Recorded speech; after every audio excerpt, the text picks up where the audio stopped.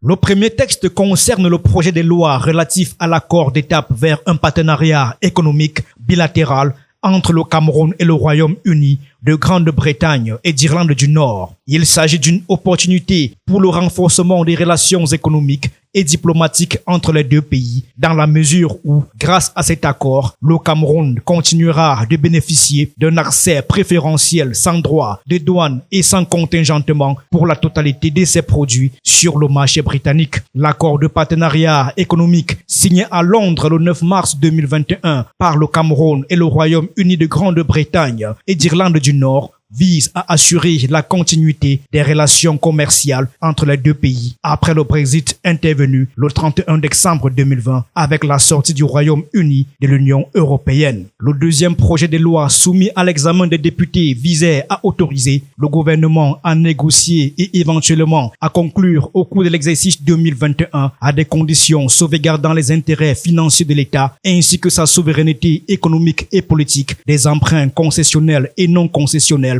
de montants globaux respectifs de 350 milliards de francs CFA et 750 milliards de francs CFA. On constate donc que par rapport à la loi des finances initiale, le montant global autorisé pour les prêts non concessionnels a connu une nette augmentation. Il est désormais de l'ordre de 450 milliards de francs CFA au lieu des 300 milliards de départ. Une enveloppe que le pays pourra alors collecter hors de ses frontières. En effet, selon l'article 49 bis, au cours de l'exercice 2021, le gouvernement est habilité à recourir à des émissions sur le marché international pour un montant de 450 milliards de francs CFA dans la limite du plafond des emprunts non concessionnels, en vue principalement du rachat partiel ou total de l'eurobond en cours. En revanche, le troisième texte vise à autoriser le président de la République à ratifier l'accord de coopération entre le Cameroun et la République fédérale suisse relatif à la suppression réciproque de l'obligation de visa pour les détenteurs de passeports diplomatiques ou de services. Les relations entre le Cameroun et la Suisse sont empreintes d'amitié et de coopération mutuelle. On observe un regain d'intérêt pour dynamiser les relations bilatérales, notamment dans le domaine de la migration. Enfin, les parlementaires vont également